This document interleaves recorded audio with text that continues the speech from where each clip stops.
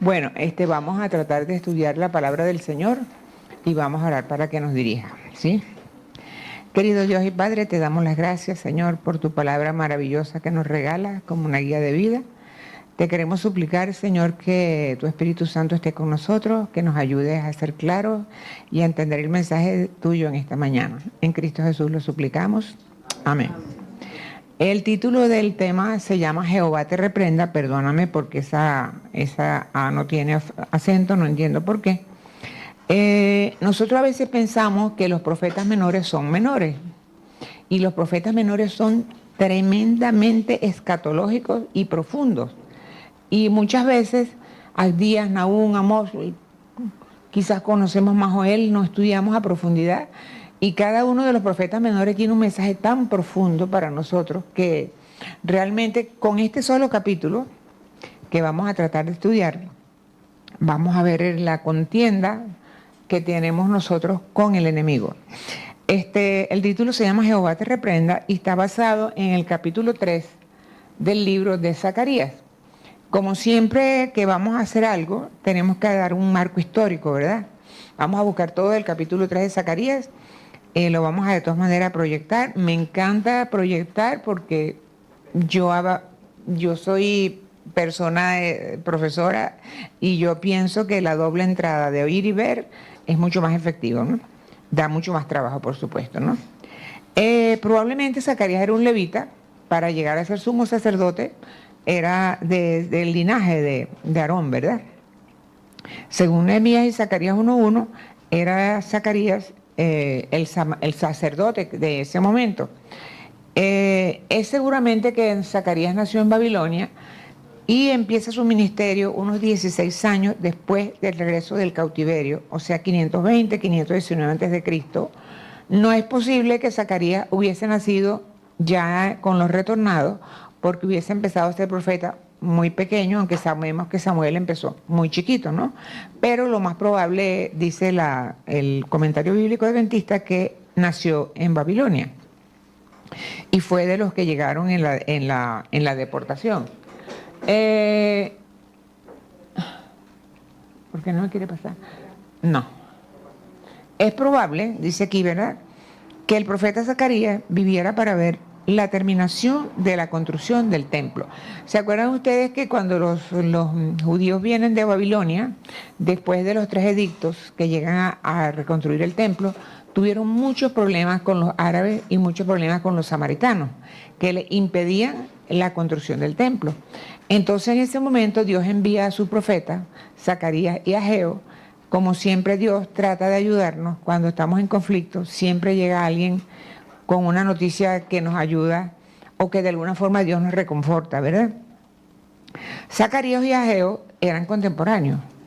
Casi todos los profetas fueron contemporáneos, porque estos por la deportación y en la época de cuando se los iba a llevar a Nabucodonosor, pues Isaías, Jeremías y toda esa gente eran del mismo grupo, ¿no? Ellos tenían como misión, Zacarías y Ageo, animar a los que venían de la deportación para que pudieran construir el templo, ¿verdad? Por eso Dios siempre nos envía un mensaje de aliento. Es un mensaje de aliento cuando estamos atravesando por momentos difíciles. Y todos y cada uno de nosotros en este momento tenemos momentos difíciles, porque la vida está difícil, ¿verdad? O es porque se nos enferma un hijo, porque alguien que queremos está enfermo, porque, bueno, tantas cosas, porque la situación económica, etc. Pero si tenemos los ojos en Cristo, Dios siempre nos va a ayudar a salir adelante, ¿no? Fíjense que el mensaje llega cuando le parecía a los dirigentes que el permiso concedido a los judíos para edificar estaba por serles retirado. Acuérdense ustedes que cuando ellos se vienen, que hay 3 edictos, el rey Artajerjes, que es el que da el edicto definitivo, cuando Israel se funda como una nación ya con toda la capacidad legislativa, que de paso ese edicto de Artajerjes es el comienzo de la profecía de los 3.200, de los 2.300 años, ¿verdad? Entonces, ellos llegan dice la hermana Juan en Profetas y Reyes, cuando les parecía a los dirigentes que el permiso concedido a los judíos estaba por serles retirado, llegan Zacarías y Ageo, ¿verdad? Entonces ellos le animan a restaurar el tiempo y como resultado de ese mensaje de ellos, la construcción del templo fue muy pronto terminada, según dice Esdras 6, 14 y 15. Acuérdense que después que se termina el templo, la gente que había retornado de Babilonia, que ya eran ancianos, porque pasaron 70 años de cautiverio, no me explico cómo una persona de más de 70 años puede haber recorrido un viaje que duró como 6 meses a pie. Pero ellos cuando vieron el templo lloraban porque decía, esto no se parece en nada al templo de Salomón que teníamos antes. Pero ¿qué dijo el profeta Ageo? Este pueblo, este templo será más grande que el otro, porque aquí llegará el deseado de todas las naciones. Que no sé si Daniel Manahuay, me imagino, se copió el deseo de toda la gente, se inspiró. Porque en ese templo reconstruido fue donde Jesús estuvo, que después Herodes lo transformó en una cosa maravillosa, ¿verdad? Bueno, no vamos a leer aquí. Bueno, aquí está. Edificaron pues y terminaron por orden del Dios de Israel, por mandato de Ciro, Darío y de Artajerjes de Persia. Por eso fue que la gente de Guillermo Miller tuvieron tantos problemas para encontrar el inicio de la fecha, porque sabe pues de la orden de edificar y de restaurar Jerusalén, comienza la profecía. Y como hay 3 decretos, entonces el último fue el de Artajerjes, porque es cuando se fundan como una nación independiente y con sus poderes establecidos, ¿verdad?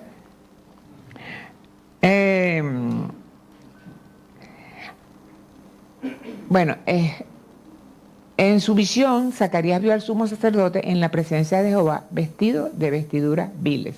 Aquí Ageo 1:1 nos dice, ¿verdad? En el año 2 del rey Darío, en el mes 6, vino palabra de Jehová por medio de Ageo a Zorobabel, hijo de Salatiel, y Josadac, y Josué, hijo de Josadac, sumo sacerdote. Aquí Ageo lo identifica a él como el sumo sacerdote que estaba delante de Dios. Y vamos a leer ahora el capítulo 3, que lo tenemos aquí. Y vamos a ir comentando, lo vamos a comentar bien, pero dice aquí, me mostró al sumo sacerdote Josué, el cual estaba delante del ángel de Jehová y Satanás estaba en su mano derecha para acusarle. Cuando vemos esta situación, ¿qué se nos viene a la mente? ¿Qué está ocurriendo ahí? Cuando hay un acusador y hay alguien que defiende, ¿qué está ocurriendo? Un juicio. Un juicio, ¿verdad? Satanás siempre está acusándonos y el ángel de Jehová, que es Cristo, y tenemos nuestra lectura bíblica. Y dijo Jehová a Satanás, Jehová te reprenda, oh Satanás, Jehová que ha escogido a Jerusalén, Jehová que ha escogido a Jerusalén. Qué cosa triste el destino de Jerusalén, ¿verdad? Lo que eligieron. Dios los escogió, pero ellos fueron rebeldes. Dios nos escogió a nosotros. ¿Vamos a ser rebeldes? Dios nos ha llamado. Todos nosotros venimos de la religión popular. Casi todos. No, pocos los que... La mayoría de nosotros no nacimos en el Evangelio, otros sí. Y le dice esta palabra, ¿no es este un tizón arrebatado del incendio? Vamos a meditar un momento después de esto. Josué estaba vestido de vestiduras viles y estaba delante del ángel. Y habló el ángel y mandó a los que estaban delante de él diciendo, quítale las vestiduras viles. Y él le ha dicho, mira que he quitado de ti tu pecado y te he hecho vestir vestiduras de gala. Aquí en estos 4 versículos hay una profundidad tan grande. Primero Dios le dice, Jehová te reprenda, no es este un tizón arrebatado del incendio. Y después le dice al ángel, Zacarías está con vestiduras viles, nosotros tenemos vestiduras viles. Las vestiduras de nosotros no son perfectas. Las vestiduras de nosotros tienen que ser sin mancha, sin arruga, y cada día pecamos. La santificación y la justificación y el cambio de carácter viene solamente de Dios. ¿Quién ordena que le quiten las vestiduras viles? El ángel de Jehová, que es Cristo. Quítale las vestiduras viles y mira que te he hecho vestir vestiduras de gala. Eso es maravilloso. Y después le dice, pongan mitra limpia sobre su cabeza. Acuérdense que los sumos sacerdotes y tenían una inscripción que decía santidad a Jehová. Pusieron una mitra limpia sobre su cabeza, vistieron las ropas y el ángel de Jehová estaba en pie. Y el ángel de Jehová amonestó diciendo, Así dice Jehová de los ejércitos, y nos amonesta a nosotros hoy. Si anduvieres por mis caminos, si guardares mis ordenanzas, también tú gobernarás mi casa, también guardarás mi atrio, y entre estos que aquí están te daré lugar. Dios siempre esa condición. No nos salvamos por obedecer. No hay ninguna, porque la obediencia de nosotros es imperfecta, pero no nos salvamos si no obedecemos. Cuando amamos al Señor, cuando David dice, crea en mí, oh Dios, un corazón limpio y renueva un espíritu recto dentro de mí, él dice, así voy a proclamar tu nombre a los que no te conocen, porque tu ley está en mi corazón. Porque cuando amamos a Dios, la ley está en el corazón y la ley nos dicta la conducta. Porque esa es la cuestión, que la ley es algo que si está en nuestro corazón.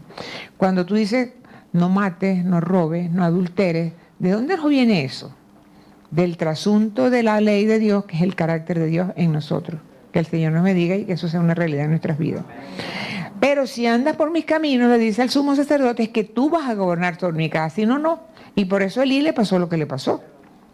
Porque no siguió, ¿verdad? Escucha ahora, vamos a terminar de leer. Escucha pues ahora, Josué, sumo sacerdote, tú y tus amigos, que se sientan delante de ti, porque son varones simbólicos, he aquí yo traigo a mi siervo el renuevo. Esta parte no la vamos a tratar, sabemos que este renuevo, ¿quién es? Cristo Jesús, que es la rama que viene del tronco de Isaí, que bueno, ¿verdad? Y vamos a leer el versículo 10 y dice, en aquel día, dice Jehová de los ejércitos, cada uno de vosotros convidará a su compañero debajo de su vid y debajo de la higuera. Para los judíos esta era la máxima felicidad, tener una vid. La vid y la higuera eran símbolos del vino y el aceite, que eran para ellos la máxima expresión de bienestar que un judío podía tener. Entonces, si ustedes me obedecen, cada uno va a estar en su casa, va a tener su alimento, va a tener lo que necesiten, porque están debajo de la vid y debajo de la higuera. Entonces, esta es la cuarta visión del libro de Zacarías. Si leen la primera y la segunda, son bastante llamativas, ve langostas, ve cosas que pasan y que cada una tiene su explicación, ¿no? Pero la cuarta visión tiene el propósito de mostrar el poder de Cristo para vencer al acusador de su pueblo. Fue dada en un tiempo en que el firme progreso que hacían los edificadores del templo desconcertó y alarmó a las huestes del mal. Cada vez que nosotros estamos haciendo la voluntad de Dios, Satanás siempre va a intentar ponernos la zancadilla. Lo que estábamos hablando, José Ramón, cuando veníamos, ¿verdad? De la tipa que te decía que te caía mal. ¿Por qué? Ya tú sabías por dónde venía la cuestión. Porque no hay nada que a Satanás le moleste más que ve un pueblo que se consagra a Dios, porque él sabe que él está perdido y él quiere que todos corramos la misma consecuencia. Este Josué es el primer sumo sacerdote después del cautiverio. No tiene nada que ver con Josué, el Josué de que hablaba el pastor anoche, ¿verdad? Es Josué, y que fue el que dirigió. A mí siempre me ha llamado la atención porque la gente le dice... le dan mayor en las cosas de los conquistadores y en eso, y en la misma escuela sabática Lai, que no sé cuántos las ven, que me encanta, de los colombianos también, el plan Caleb, porque Caleb lo ponen por encima de Josué, siendo que Josué tuvo una preeminencia, pero claro, por esa palabra de Caleb que mencionaba, se pone a Caleb como el gran vencedor, pero Josué fue el servidor de Moisés, estuvo en la montaña, dirigió toda la conquista de Canaán. Josué fue un hombre grandioso, y yo en mi casa serviremos a Jehová, o mi casa y yo, ¿verdad? Diríamos nosotros. Esas fueron las palabras de Josué. Mientras Josué intercedía delante de Dios por su pueblo, Satanás estaba muy cerca para oponerse a todos los esfuerzos que este sumo sacerdote hacía por la intercesión, ¿verdad?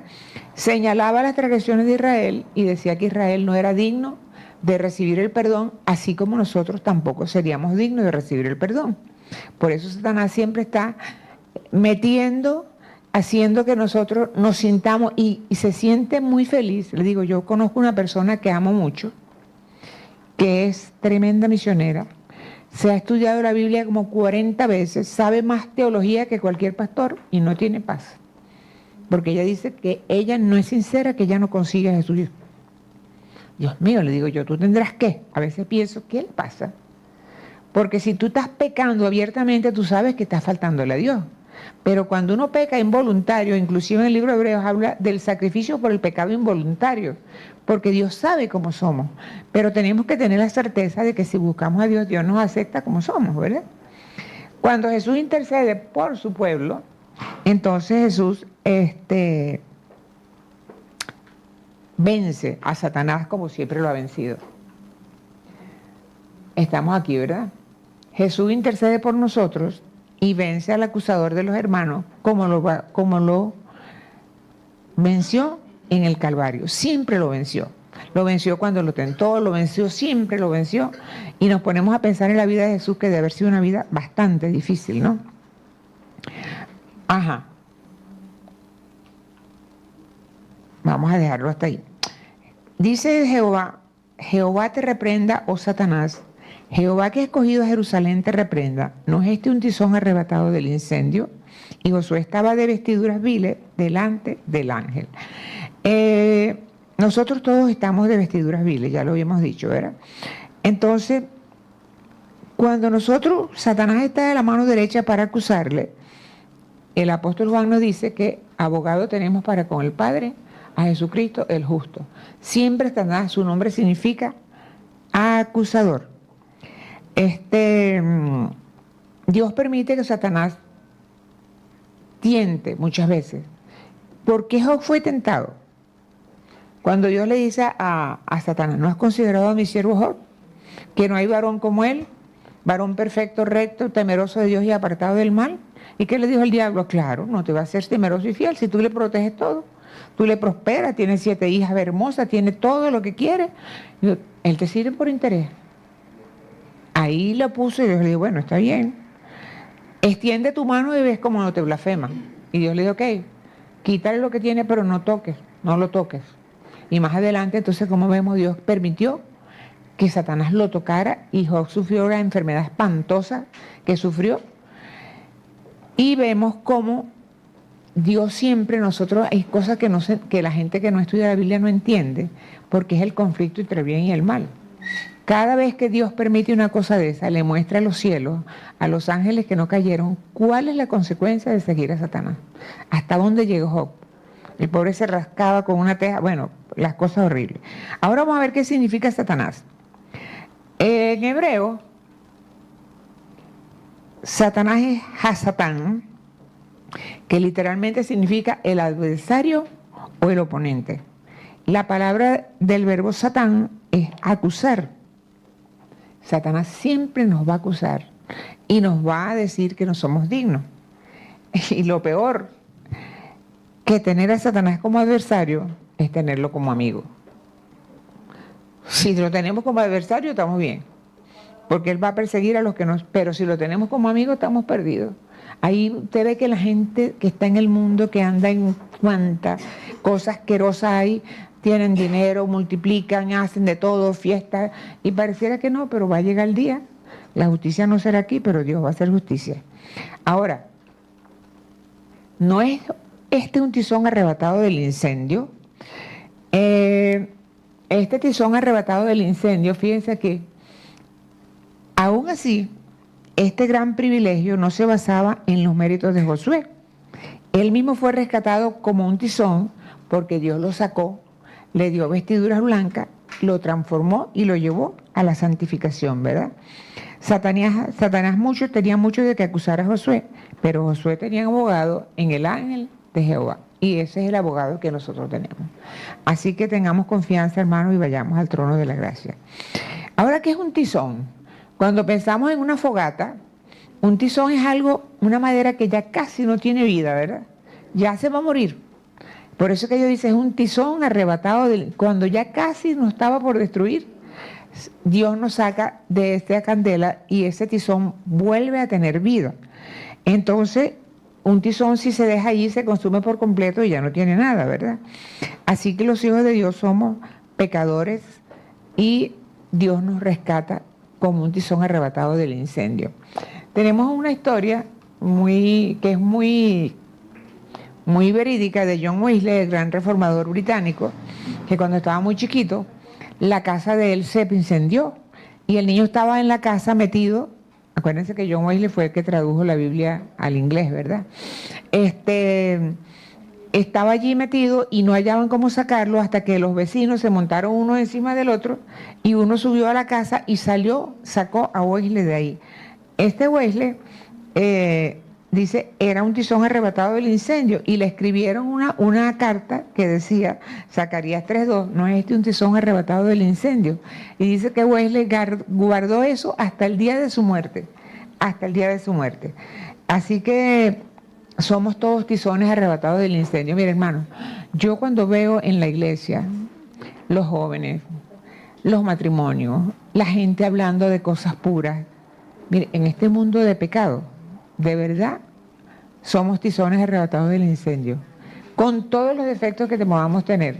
Usted no puede comparar nunca un hombre o una mujer íntegra y fiel a Dios con cualquiera que ande en la calle, que yo me acuesto con el que me da la gana, porque hoy el sexo es libre, o es libre tener, que los niños empiecen. O sea, la moralidad del mundo es una cosa, es inmoralidad, no hay moral, no hay moral.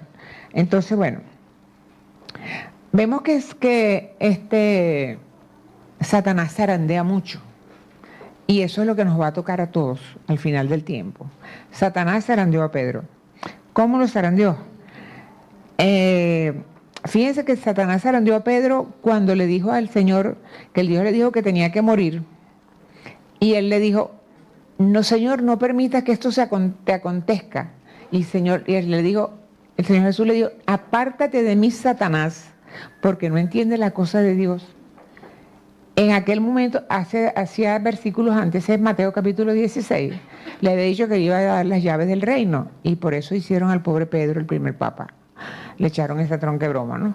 Entonces Pedro allí es zarandeado por Satanás, pero cuando él dice que va a morir con Cristo, yo voy a ir contigo hasta la muerte, el Señor le dijo, yo creo que no la tengo, así aquí está el texto, en Lucas 22:31, le dijo Jesús a Simón, Simón, Simón, he aquí Satanás os ha pedido para zarandearos como a trigo, pero yo he regado por ti para que tu fe no falte, y tú una vez vuelto, confirma a tus hermanos. Jesús oró por Pedro, y Pedro arrepentido. Lucas, cuando describe que Pedro lo niega y dice groserías y blasfemas, que se cruzan las miradas de Jesús y de Pedro, ¿qué puede haber sentido Pedro? Pero en vez de irse a ahorcar como Judas, va y llora amargamente. Entonces ahí Pedro es un tizón arrebatado del incendio. Tenemos otra parte aquí. Satanás contiende por el cuerpo de Moisés. Las veces que Dios utiliza esa palabra, contendamos por nuestra fe, ¿verdad? Eso lo encontramos en Judas y Jesús usa exactamente las mismas palabras. Judas 1:9, cuando el arcángel Miguel contendía por el diablo, sabemos que el arcángel Miguel es el ángel de Jehová y es Cristo, el comandante de todas las huestes del cielo, disputando con él por el cuerpo de Moisés, no se atrevió a proferir juicio de maldición, sino que le dijo, el Señor te reprenda.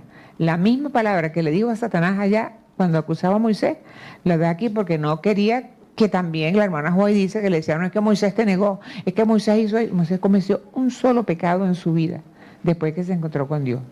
Y sin embargo Dios le resucitó y muy rápido lo resucitó. Entonces Cristo de nuevo lo vence cuando resucita a Moisés. Ahora,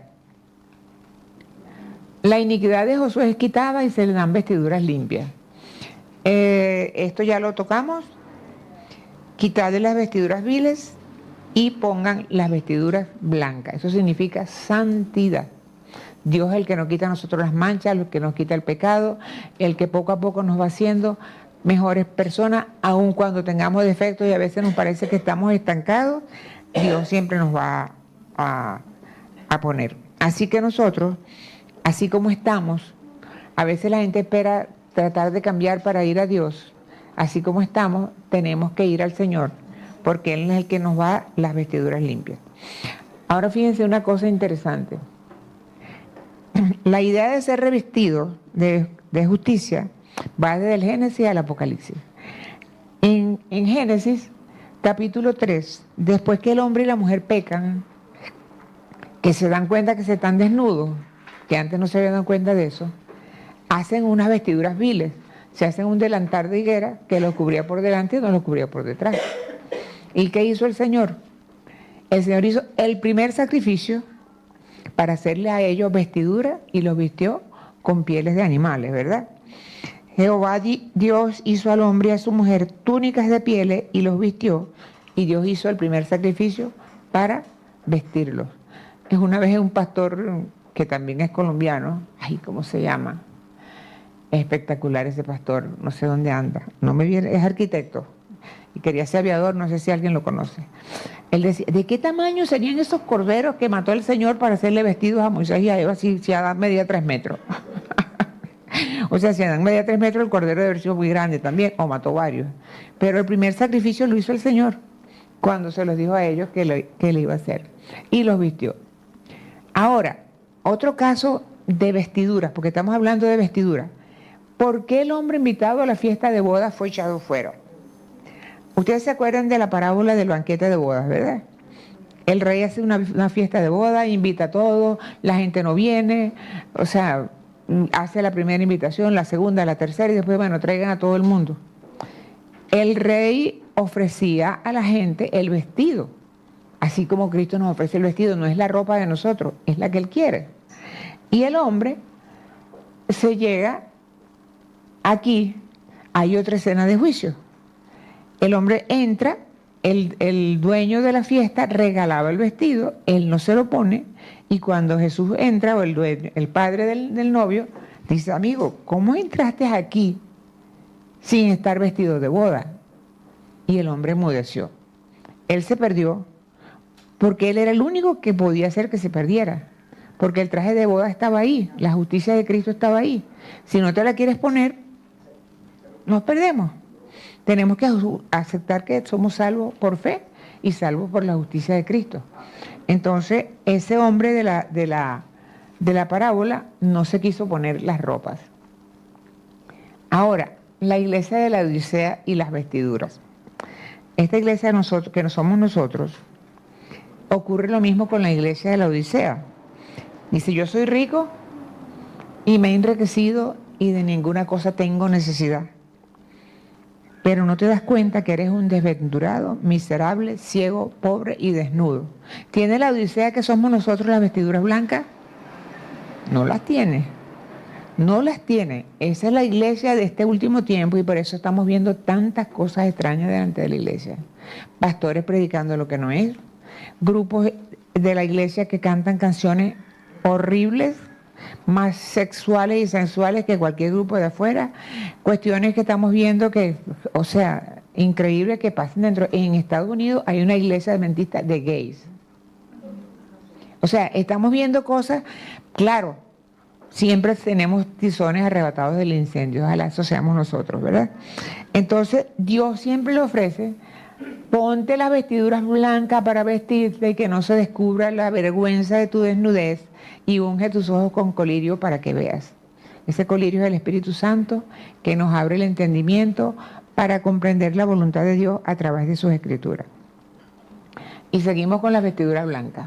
Eso lo tocamos hoy en la escuela sabática muy de paso, ¿no? Los salvos en el Apocalipsis, ¿cómo están vestidos? Entonces uno de los ancianos habló diciéndome, estos que están vestidos de ropas blancas, ¿quiénes son y de dónde han salido? Y yo le dije, tú lo sabes, Señor, son los que han salido de la gran tribulación y han lavado sus ropas y las han emblanquecido en la sangre del Cordero. Fíjense como la Biblia es un hilo que va completo del Génesis y el Apocalipsis, es perfecto. Las han emblanquecido con la sangre del Cordero. Siempre las vestiduras blancas y la justicia nos las va a dar Dios, no la busquemos en ninguna otra parte.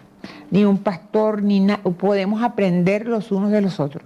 Pero el único que nos justifica es Cristo, porque fue el único que murió. Por eso el de Dios es falso y ahora María es la intercesora y el Papa puede perdonar pecados y qué sé yo. Todo es la falsa, el vino de la Gran Babilonia, ¿verdad? La condición para tener las vestiduras blancas es la misma siempre para cada uno de nosotros. Es condicional, nos guste o no. A veces sí, yo creo en Dios, pero yo lo sigo a mi manera. No sirve, no sirve. Jesús dijo, si me ama, guarda mis mandamientos. Punto y aparte, ¿verdad? Dios le dijo a Josué, si anduvieras por mi camino y si guardaras mi ordenanza, tú tendrás parte y me heredarás. Y Josué, en los días de Zacarías, fue alentado de la misma manera que el primer Josué. Josué, ¿qué le dijo Dios a Josué? Solamente fuértete y sé valiente, no, para cuidar de hacer conforme a todo lo que la ley de mi siervo Moisés te mandó.